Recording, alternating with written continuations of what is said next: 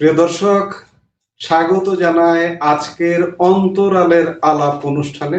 আজকে বিভিন্ন অন্তরালের ঘটনা ঘটে যাচ্ছে বা ঘটে যায়। আজকে আমরা সেই অন্তরালের আলাপ নিয়ে আপনাদের সঙ্গে আলাপ করব। আর আমাদের সঙ্গে এই আলাপে যুক্ত হয়েছেন ভারতের বিখ্যাত সাংবাদিক। অবশেষে ওসমান হাদি হত্যা নিয়ে আমার এই চ্যানেলে আমি যে তথ্য দিয়েছিলাম, যে কথা বলেছিলাম, সন্দেহের দায়রায় যাদের রেখেছিলাম, সম্ভাব্য খুনি কারা হতে পারে এই বিষয়ে আমার ধারণা দিয়েছিলাম, ঠিক সেই সন্দেহ সত্যি হলো। গত 26শে ডিসেম্বর আর 31শে ডিসেম্বর এই দুদিন আমি দুটো ভিডিও করি হাদি হত্যার সম্ভাব্য কারণ ও খুনি কে বা কারা হতে পারে এই বিষয় নিয়ে। যা সন্দেহ করেছিলাম আজ প্রমাণ হলো তাই। যারা আমার আগের দুটো ভিডিও দেখেননি তারা দয়া করে দেখে নিলে আরো ভালো করে বুঝতে পারবেন আমি কি বলেছিলাম। 26শে ডিসেম্বর আর 31শে ডিসেম্বরের দুটি ভিডিও। এবার আসি আজকের আলোচ্য বিষয়ে। ওসমান হাদি হত্যার নেপথ্যে কারা, কেন তাকে হত্যা করা হয়, পশ্চিমবঙ্গের সীমান্ত শহর বনগাঁয় রাজ্য পুলিশের হাতে ধরা পড়া আসামিদের বিস্ফোরক জবানবন্দি কি তথ্য দিচ্ছে, এই নিয়ে এখনকার প্রতিবেদন। বাংলাদেশ ও ভারতের সীমান্ত রাজনীতি এবং অভ্যন্তরীণ নিরাপত্তায় এক বিশাল বিস্ফোরণ ঘটে গেছে।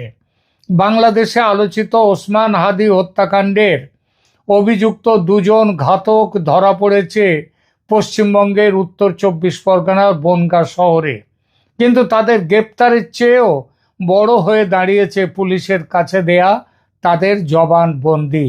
এই জবানবন্দি থেকে বোঝা যাচ্ছে যে হাদির ওপরে গুলি বর্ষণের সাথে সাথেই যেটা বলেছিলেন বাংলাদেশের পুলিশ, যে হাদি বাংলাদেশ থেকে পালিয়ে ভারতে এসছে এবং তাকে আশ্রয় যে হত্যাকাণ্ড ঘটিয়েছে আওয়ামী লীগ এবং ভারতের যোগসাজশে এই হত্যা ঘটনা, এই গুলিকাণ্ড ঘটেছে, এটা তখন বলা হয়েছিল। পরে এখন জানা যাচ্ছে যে সেই খবরটা যে কতটা ভুল খবর এবং আসলে হাদি হত্যার সাথে কারা যুক্ত হত্যাকাণ্ডের চেষ্টার সঙ্গে, এবং আলটিমেটলি তার মৃত্যু হয় সিঙ্গাপুরে। কি বলেছে এই জবানবন্দি? নির্ভরযোগ্য সূত্র থেকে পাওয়া খবর অনুযায়ী এই জবানবন্দিতে বেরিয়ে এসেছে এমন কিছু নাম এবং এমন কিছু তথ্য যা শুনলে আপনি চমকে উঠবেন। পাকিস্তান দূতাবাসের ভূমিকা থেকে শুরু করে বৈষম্য বিরোধী ছাত্র আন্দোলনের নামধারী নেতা, কারা ছিল এই হত্যার মূল ছক তৈরিকারী, কারা ছিল। আজ আমরা এই ঘটনার পরতে পরতে লুকিয়ে থাকা চাঞ্চল্যকর সব তথ্য বিশ্লেষণ করব। ভিডিওটি শেষ পর্যন্ত দেখুন, কারণ শেষে থাকছে এক ভয়ঙ্কর রাজনৈতিক সমীকরণের ইঙ্গিত। কয়েকদিন ধরেই পশ্চিমবঙ্গের গোয়েন্দা পুলিশের কাছে খবর ছিল যে বাংলাদেশের হাই প্রোফাইল একটি হত্যাকাণ্ডের আসামিরা কলকাতায় গা ঢাকা দিয়ে আছে। তারা মূলত শিলিগুড়ি হয়ে কলকাতায় প্রবেশ করেছিল এবং কলকাতায় একটি সন্ত্রাসী গোষ্ঠীর চরের সহযোগিতায় তারা লুকিয়েছিল। কিন্তু পশ্চিমবঙ্গে আসন্ন ভোটের কারণে ও ব্যাপক আধা সামরিক বাহিনীর উপস্থিতির জন্য এই সন্ত্রাসী চর, কলকাতায় সন্ত্রাসীদের যে চর আছে সেই চর তাদেরকে লুকিয়ে রাখতে পারেনি, লুকিয়ে রাখার দায়িত্বে রাখতে চায়নি নিজেদের কাছে। রাজ্য গোয়েন্দাদের কাছে এই খবর পৌঁছে যায়। রাজ্য গোয়েন্দারাও দুজনের খবর, এই দুই খুনির ঘাতকের খবর পেয়ে যায়। গোয়েন্দা তথ্যের ভিত্তিতে পুলিশ যখন তাদের কলকাতায় ধরার ছক কষছে, ঠিক তখনই ঘাতকরা টের পেয়ে যায়, তারা বুঝতে পারে কলকাতায় তারা নিরাপদ নয়। তাই তারা গতকাল বনগাঁ সীমান্ত দিয়ে আবার বাংলাদেশে পালিয়ে যাওয়ার চেষ্টা করছিল। খবরে প্রকাশ, সীমান্ত পেরিয়ে তাদের আদালতে আত্মসমর্পণের প্ল্যান ছিল, কারণ তাদের ধারণা ছিল ভারতে ধরা পড়ার চেয়ে দেশে ফিরে যাওয়া এখন তাদের জন্য সহজ হতে পারে এবং সুবিধারও হতে পারে তাদের ভবিষ্যৎ। কিন্তু বনগাঁয় ওত পেতে থাকা পশ্চিমবঙ্গ পুলিশ তাদের হাতে নাতে গ্রেপ্তার করে। শুরু হয় ম্যারাথন জিজ্ঞাসাবাদ, আর সেই জিজ্ঞাসাবাদে তাদের মুখ থেকেই বেরিয়ে আসে একের পর এক বোমা। ঘাতকদের দেয়া তথ্য অনুযায়ী বাংলাদেশে ওসমান হাদিকে হত্যার পর তারা সরাসরি আত্মগোপন করেছিল, মানে লুকিয়েছিল কোথায়? ঢাকার পাকিস্তান দূতাবাসে। এ কথা আমি যেমন বলেছিলাম আমার আগের ভিডিওতে, তেমনই বলেছেন বাংলাদেশের ব্লিটস পত্রিকার সম্পাদক। তিনিও বলেছেন এই একই কথা। তিনিও বলেছিলেন পাকিস্তান দূতাবাসে লুকিয়ে থাকার কথা। ভাবুন একবার, একটি দেশের মাটিতে হত্যাকাণ্ড ঘটিয়ে অন্য একটি দেশের দূতাবাসে তারা নিরাপদ আশ্রয় পায়। তারা সেখানে কতদিন ছিল? তাদের জবানবন্দি অনুযায়ী বাংলাদেশে নির্বাচন শেষ না হওয়া পর্যন্ত তারা সেখানেই ছিল। তাদের আশ্বাস দেয়া হয়েছিল যে জামাত এনসিপি জোট, যারা এই হত্যার পরিকল্পনার সাথে যুক্ত, সেই জোট ভোটের পর ক্ষমতায় বসলে তাদের যা হোক একটা বিচারের ব্যবস্থা করে, মানে একটা প্রহসন তৈরি করে প্রমাণ অভাবে তাদের খালাস দেয়া হবে। কিন্তু নির্বাচনে যখন জামাত জোটের পরাজয় নিশ্চিত হয়, তখন তাদের সেখান থেকে সরিয়ে দেওয়ার পরিকল্পনা করা হয়। গোয়েন্দা পুলিশের একটি বিশেষ অংশের সহায়তায় তাদের মেঘালয় সীমান্ত দিয়ে ভারতে পুশ করা হয়। সেখান থেকে তারা চলে যায় উত্তরবঙ্গের শিলিগুড়িতে এবং পরে শিলিগুড়ি হয়ে কলকাতায় এসে, আগেই বলেছি, তারা স্থানীয় সন্ত্রাসীদের একটি চরের সঙ্গে যোগাযোগের চেষ্টা করে, কিন্তু কোনো এক অজ্ঞাত কারণে তারা দায়িত্ব নিতে, অজ্ঞাত কারণ আর কিছুই নয়, ধরা পড়ে যাওয়ার ভয়। কিন্তু এখানে তো সব ডাবল ক্রস থাকে, ডাবল এজেন্টও থাকে। তারা একসাথে সন্ত্রাসীদেরও এজেন্টের কাজ করে, আবার সেই খবর সরকারকেও তারা জানিয়ে দেয়, এমন লোকও থাকে। আর সেখান থেকেই তাদের বিপদের শুরু, কারণ এই খবরটা পৌঁছে যায় ভারতের পশ্চিমবঙ্গের রাজ্য পুলিশের কাছে। এবার আসি সবচেয়ে বিতর্কিত এবং গুরুত্বপূর্ণ অংশে। কারা এই ওসমান হাদিকে হত্যার মেটিকুলাস ডিজাইন, হ্যাঁ এটাও একটা মেটিকুলাস ডিজাইন, এটা কারা তৈরি করেছিল? এতদিন অনেক জল্পনা কল্পনা হয়েছে ভারতকে নিয়ে, আওয়ামী লীগকে নিয়ে। অনেকে ভারত বা আওয়ামী লীগের দিকে আঙুল তোলার চেষ্টা করেছেন। এই অনেকের মধ্যে ছিল বাংলাদেশের অন্তর্বর্তী সরকারের যারা মাথা, তারাও শুরু থেকে কোরাস গান গেয়েছে যে এই হত্যাকাণ্ডের পেছনে রয়েছে আওয়ামী লীগ এবং ভারত। কিন্তু আসামিদের জবানবন্দি পুরো প্রেক্ষাপট বদলে দিয়েছে। পশ্চিমবঙ্গ পুলিশের কাছে তারা স্পষ্টভাবে স্বীকার করেছে যে এই হত্যার মূল চক্রান্তকারী ছিল তিনজন প্রভাবশালী ব্যক্তি। জামাতের একজন নেতা, বৈষম্য বিরোধী ছাত্র আন্দোলনের মুখ হিসেবে পরিচিত এক ছাত্র নেতা, যিনি বর্তমান সময় বাংলাদেশে অত্যন্ত পরিচিত, খুব বড় মাপের নেতা, এবং ইনকিলাব মঞ্চের একজন নেতা, যিনি হাদির খুব কাছের মানুষ। সবচেয়ে বড় বিষয় হলো ঘাতকরা স্বীকার করেছে যে ভারত কিংবা আওয়ামী লীগের কেউ তাদের এই কাজের জন্য টাকা বা নির্দেশনা দেয়নি। এটি ছিল সম্পূর্ণ একটি পরিকল্পিত অভ্যন্তরীণ অপারেশন, যার মূল লক্ষ্য ছিল রাজনৈতিক অস্থিরতা তৈরি করা এবং সেই অস্থিরতা থেকে ভোট হলে ভোটের ফায়দা তোলা।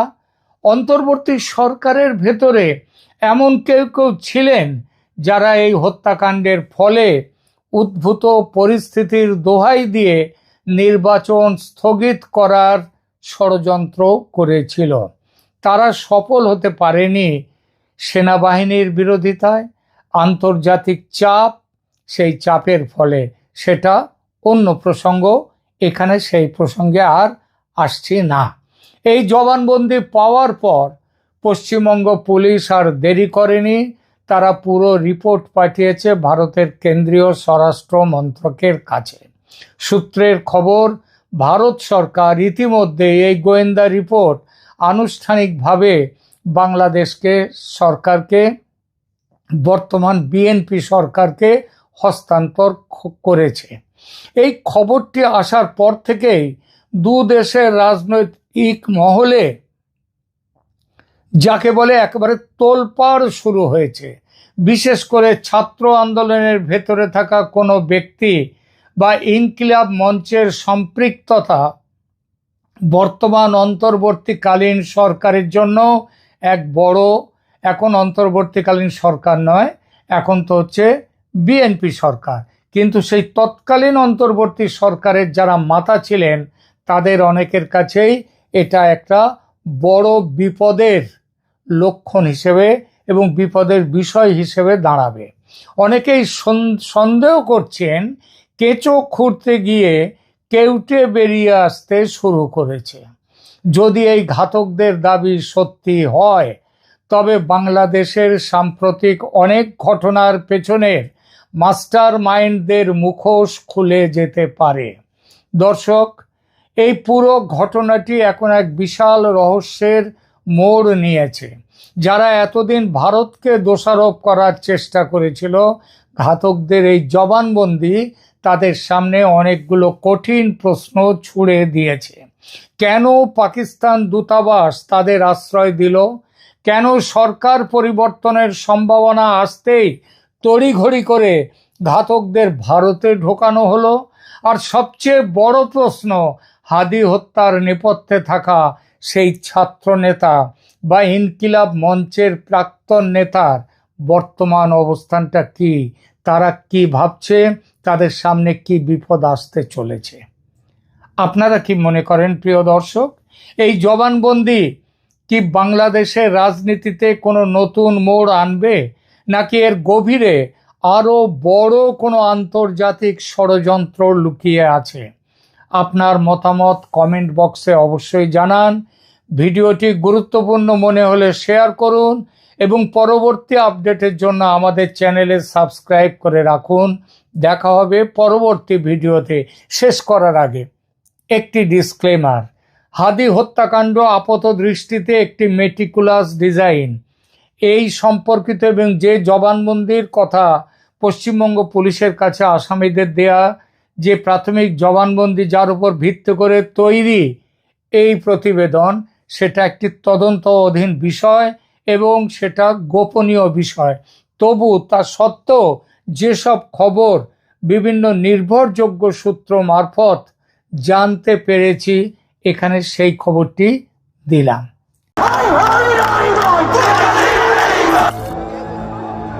এখন তোদের বলতেছি, যারা মেরেছিস, এখন কি মেয়ে মানুষের মুখ থেকে তোদের গালি শুনতে হবে? অবশেষে ভারতে গ্রেপ্তার শরীফ ওসমান হাদি হত্যা মামলার প্রধান দুই আসামি। সেদেশেই রিমান্ড। তারপর খবর তাদেরকে বাংলাদেশে পাঠানোর প্রক্রিয়া শুরু হয়ে গেছে। অপরদিকে শুরু হয়ে গেছে এই গ্রেপ্তার ইস্যু নিয়ে নানান কাঁটাছেঁড়া। প্রশ্ন উঠেছে, হঠাৎ হাদির খুনিদের কেন ফেরত দিচ্ছে ভারত? আওয়ামী লীগের বিরুদ্ধে গিয়ে এত বড় ঘটনা ঘটাবে ভারত? খোদ হাদির সমর্থকরাও বোধহয় বিশ্বাস করতে পারছেন না। কি চলছে আসলে ভারতের মনে? শেখ হাসিনাকেও কি তাহলে ফেরত পাঠাবে ভারত?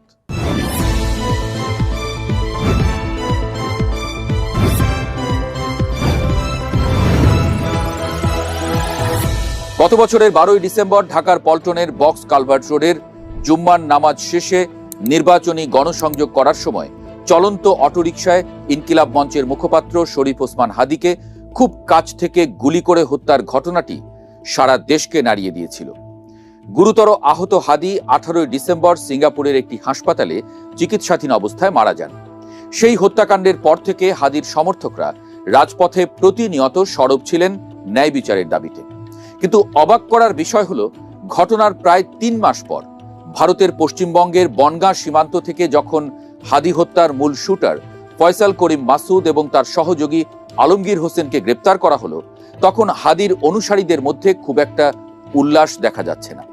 সামাজিক যোগাযোগ মাধ্যমগুলোতে ইনকিলাব মঞ্চের সমর্থকদের প্রতিক্রিয়া বেশ ঠান্ডা এবং অনেকটাই নিষ্প্রভ। অনেকেই অভিযোগ করছেন, খুনিদের ধরা পড়ার খবরে যতটা স্বস্তি এবং আনন্দ প্রকাশ করার কথা ছিল, তা কেন যেন সম্পূর্ণ অনুপস্থিত। দীর্ঘদিনের কাঙ্ক্ষিত একটি খবর আসার পরেও এই নীরবতা সাধারণ মানুষ থেকে শুরু করে রাজনৈতিক বিশ্লেষকদেরও ভাবিয়ে তুলেছে। অবশ্য এই গ্রেপ্তারের পেছনে বাংলাদেশের প্রতিরক্ষা গোয়েন্দা সংস্থা ডিজিএফআই এর একটি বড় ভূমিকা রয়েছে বলে গণমাধ্যমে খবর বেরিয়েছে। জানা গেছে, সম্প্রতি ডিজিএফআই এর নবনিযুক্ত মহাপরিচালক ভারত সফর করেন এবং সেখানে তিনি সুস্পষ্ট গোয়েন্দা তথ্য সরবরাহ করে আসামিদের গ্রেপ্তারের জন্য জোরালো চাপ দেন। ফলশ্রুতিতে পশ্চিমবঙ্গ পুলিশের স্পেশাল টাস্ক ফোর্স বা এসটিএফ গত 7 এবং 8 মার্চের মধ্যবর্তী রাতে অভিযান চালিয়ে এই দুই আসামিকে গ্রেপ্তার করে। আপাত দৃষ্টিতে এটি দুই দেশের গোয়েন্দা এবং আইন শৃঙ্খলা রক্ষাকারী বাহিনীর একটি বড় সাফল্য, কিন্তু বিশ্লেষকরা বলছেন এই সফলতার নেপথ্যেও রয়েছে রাজনীতির এক গভীর ও জটিল অঙ্ক। বর্তমান রাজনৈতিক প্রেক্ষাপটে বিএনপি সরকারকে মসনদ থেকে নামানোর বা অন্তত বেকায়দায় ফেলার অন্যতম বড় একটি হাতিয়ার বা ইস্যু হয়ে উঠেছিল এই শরীফ ওসমান হাদী হত্যাকাণ্ড। হাদীর খুনিরা ধরা না পড়লে এই ইস্যুকে পুঁজি করে সরকারের বিরুদ্ধে জনমত গড়ে তোলা যেত, রাজপথ উত্তপ্ত করে তোলা যেত। কিন্তু হঠাৎ করেই ভারতের তরফ থেকে খুনিদের গ্রেপ্তার এবং তাদের বাংলাদেশে ফেরত পাঠানোর প্রক্রিয়া শুরু হওয়ার বিষয়টি পুরো দৃশ্যপট একেবারে বদলে দিয়েছে। রাজনৈতিক মহলে কান পাতলেই এখন শোনা যাচ্ছে এক ভিন্ন তত্ত্ব। অনেকেই মনে করছেন বর্তমান বিএনপি সরকার ক্ষমতায় এসেছে ভারতের এক ধরনের পরোক্ষ সমর্থন বা প্রেসক্রিপশনে। রাজনীতিতে এমন একটি গুঞ্জন দীর্ঘদিন ধরেই প্রতিষ্ঠিত যে ভারত কখনোই চায় না তাদের আশীর্বাদ পুষ্ট বা তাদের সঙ্গে কৌশলগত সমঝোতায় থাকা কোনো সরকার এই মুহূর্তে বড় কোনো রাজনৈতিক সংকটে পড়ুক বা ক্ষমতাচ্যুত হোক। হাদী ইস্যুটিকে যদি দীর্ঘদিন জিইয়ে রাখা হতো তবে তা যে কোনো সময় বর্তমান সরকারের জন্য বুমেরাং হতে পারত। বিরোধী পক্ষ বা ইনকিলাব মঞ্চের মতো সরকার বিরোধী কট্টর সংগঠনগুলো এই ইস্যুকে কেন্দ্র করে আন্দোলন চাঙ্গা করার বিশাল সুযোগ পেত। তাই ভারত সরকার অত্যন্ত সুকৌশলে হাদীর খুনিদের গ্রেপ্তার করে বাংলাদেশের হাতে তুলে দিচ্ছে। আপাত দৃষ্টিতে মনে হতে পারে ভারত বুঝি আইনের শাসন বা ন্যায় বিচারের স্বার্থে বন্দি প্রত্যর্পণ চুক্তির প্রতি অগাধ সম্মান দেখিয়ে এই কাজ করছে। কিন্তু সমালোচকদের মতে ভারত আদতে এই খুনিদের ফেরত দিয়ে বর্তমান বিএনপি সরকারকেই রক্ষা করছে চাপ থেকে। সরকারের মাথার উপর থেকে একটি বড় রাজনৈতিক চাপ এবং অস্বস্তি সরিয়ে দিচ্ছে নয়াদিল্লি। খুনিরা দেশে ফিরলে স্বাভাবিক আইনি প্রক্রিয়ায় তাদের বিচার হবে, ফলে সরকারকে আর ব্যর্থতার দায়ে জবাবদিহিতার কাঠগড়ায় দাঁড়াতে হবে না। ভারতের এই অত্যন্ত সুচিন্তিত পদক্ষেপের কারণে হাদী হত্যা ইস্যুটি তার রাজনৈতিক উত্তাপ সম্পূর্ণ হারিয়ে ফেলল বলেই মনে করছেন বিশ্লেষকরা। এই রাজনৈতিক সমীকরণের কারণে মূলত হাদীর খুনিদের বিচারের জন্য এতদিন যারা রাজপথে গলা ফাটিয়েছেন তাদের মধ্যে কোনো উচ্ছ্বাস নেই। তারা খুব ভালোভাবে বুঝতে পারছেন খুনিরা ধরা পড়ার মধ্য দিয়ে তাদের সরকার বিরোধী আন্দোলনের সবচেয়ে বড় ট্রাম্প কার্ডটি চিরতরে হাতছাড়া হয়ে গেল। এখন আর হাদী ইস্যুকে সামনে রেখে নতুন করে কোনো বড় জমায়েত বা রাজপথ গরম করার সুযোগ তাদের সামনে অবশিষ্ট নেই। একটি সফল আন্দোলনের জন্য যে তীব্র আবেগ বা সেন্টিমেন্টের প্রয়োজন হয়, খুনিদের গ্রেপ্তারের খবর সেই আবেগের আগুনে কার্যত এক বালতি ঠান্ডা জল ঢেলে দিয়েছে। খুনিদের ফেরত দেওয়ার এই ভারতীয় সিদ্ধান্তে তাই ইনকিলাব মঞ্চ বা হাদীর কট্টর সমর্থকদের খুশি হওয়ার বদলে এক ধরনের হতাশা বা রাজনৈতিক হিসাব নিকাশ মেলাতে না পারার আক্ষেপই বেশি স্পষ্ট হয়ে উঠছে সামাজিক যোগাযোগ মাধ্যমের পাতাগুলোতে। তবে হাদীর খুনিদের ফেরত দেওয়ার এই চাঞ্চল্যকর ঘটনা আরেকটি অনেক বড় এবং গুরুত্বপূর্ণ প্রশ্নকে সামনে নিয়ে এসেছে, যা নিয়ে এখন সারা দেশ জুড়ে চায়ের কাপ থেকে শুরু করে রাজনৈতিক টকশোগুলোতেও তুমুল ঝড় উঠেছে। গত 5 আগস্ট ছাত্র জনতার ঐতিহাসিক গণ অভ্যুত্থানের মুখে ক্ষমতা ছেড়ে তড়িঘড়ি করে ভারতে পালিয়ে যাওয়া সাবেক প্রধানমন্ত্রী শেখ হাসিনা এখনও সেখানেই অবস্থান করছেন। তার বিরুদ্ধে ইতোমধ্যে বাংলাদেশে শত শত হত্যা মামলা দায়ের করা হয়েছে, এমনকি আন্তর্জাতিক অপরাধ ট্রাইব্যুনাল থেকে তার বিরুদ্ধে ফাঁসির আদেশও হয়েছে। বাংলাদেশ সরকার তাকে ফেরত আনার ব্যাপারে বারবার কূটনৈতিক পর্যায়ে কথা বলছে। এখন ভারত যখন খুনি ফয়সাল এবং আলমগীরকে গ্রেপ্তার করে দ্রুততার সঙ্গে ফেরত দেওয়ার প্রক্রিয়া শুরু করেছে, তখন সাধারণ মানুষের মনে আরেকটি প্রশ্ন বারবার ঘুরপাক খাচ্ছে, তবে কি শেখ হাসিনাকেও এবার ফেরত দিতে পারে ভারত? যদি সাধারণ অপরাধী বা খুনিদের ক্ষেত্রে ভারত বন্দি প্রত্যর্পণ চুক্তি বা প্রতিবেশী দেশের আইনি কাঠামোর প্রতি এতটা সম্মান দেখাতে পারে, তবে শেখ হাসিনার ক্ষেত্রে তারা কি করবে? বিশ্লেষকরা অবশ্য বলছেন শরীফ ওসমান হাদীর খুনিদের ফেরত দেওয়া আর সাবেক প্রধানমন্ত্রী শেখ হাসিনাকে ফেরত দেওয়ার বিষয়টি একই পাল্লায় মাপার ঠিক হবে না। ফয়সাল বা আলমগীর নিছকই খুনি বা সাধারণ পর্যায়ের অপরাধী, তাদের সঙ্গে ভারতের রাষ্ট্রের সরাসরি কোনো রাজনৈতিক, অর্থনৈতিক বা কৌশলগত স্বার্থের সম্পর্ক নেই। বরং তাদের ফেরত দিয়ে যদি বাংলাদেশে একটি বন্ধু ভাবাপন্ন সরকারকে স্বস্তিতে রাখা যায় এবং নিজেদের ভাবমূর্তি উজ্জ্বল করা যায়, তবে ভারতের জন্য সেটাই অনেক বেশি লাভজনক। কিন্তু শেখ হাসিনার বিষয়টি সম্পূর্ণ ভিন্ন মেরুর। তিনি দীর্ঘ ১.৫ দশক ধরে ভারতের সবচেয়ে পরীক্ষিত এবং বিশ্বস্ত মিত্র হিসেবে কাজ করেছেন। চরম বিপদের দিনে তাকে বাংলাদেশের হাতে তুলে দেওয়া ভারতের জন্য একটি বিশাল কূটনৈতিক এবং নৈতিক পরাজয় হিসেবে বিবেচিত হতে পারে। তাছাড়া আন্তর্জাতিক পরিসরে ভারতের ভাবমূর্তিও এতে প্রশ্নবিদ্ধ হওয়ার মারাত্মক শঙ্কা রয়েছে। ভারত কখনোই চাইবে না তাদের কোনো পুরনো মিত্রকে বিপদের মুখে ঠেলে দিয়ে অন্যান্য মিত্র দেশগুলোর কাছে একটি ভুল বার্তা দিতে। তাই খুনিদের ফেরত দেওয়া মানেই যে শেখ হাসিনাকেও অবিলম্বে ফেরত দেওয়া হবে, এমনটা ভাবাটা হয়তো এই মুহূর্তে একটু বাড়াবাড়ি হবে। তা সত্ত্বেও হাদির খুনিদের গ্রেপ্তারের ঘটনাটি বাংলাদেশ সরকারকে অন্তত একটি শক্ত মনস্তাত্ত্বিক ভিত্তির উপর দাঁড় করিয়ে দিয়েছে, তা অস্বীকার করার উপায় নেই। বাংলাদেশ সরকার এখন অনেক বেশি আত্মবিশ্বাসের সাথে এবং জোরালোভাবে ভারতের কাছে এই দাবি তুলতে পারবে যে অপরাধী যেই হোক না কেন, তাকে বাংলাদেশের আইনি প্রক্রিয়ার মুখোমুখি করতে ফেরত দিতে হবে। এই বন্দি প্রত্যর্পণ চুক্তির সফল প্রয়োগ আগামী দিনের ভূরাজনীতি এবং কূটনীতিতে একটি বড় প্রভাব ফেলবে। ভারত হয়তো এখনই শেখ হাসিনাকে ফেরত দেবে না, কিন্তু হাদির খুনিদের প্রত্যর্পণের এই দৃষ্টান্ত আগামী দিনে শেখ হাসিনাকে দেশে ফিরিয়ে আনার ক্ষেত্রে একটি অত্যন্ত গুরুত্বপূর্ণ আইনি নজির বা টেস্ট কেস হিসেবে কাজ করতে পারে। রাজনীতির মাঠে শেষ কথা বলে কিছু নেই। আজ যা অসম্ভব মনে হচ্ছে, কাল আন্তর্জাতিক কূটনীতির মারপ্যাঁচে এবং ভূরাজনৈতিক স্বার্থের রদবদলে তা হয়তো চরম বাস্তব হয়ে ধরা দিতে পারে। তাই হাদির খুনিদের দেশে ফেরতের এই প্রক্রিয়ার দিকে যেমন সবার নজর রয়েছে, তেমনি এই ঘটনার সুদূরপ্রসারী প্রভাব শেষ পর্যন্ত বাংলাদেশের রাজনীতির সবচেয়ে বড় প্রশ্নটির অর্থাৎ শেখ হাসিনার ভাগ্য নির্ধারণে কোনো ভূমিকা রাখে কিনা, সেটাই এখন দেখার বিষয়।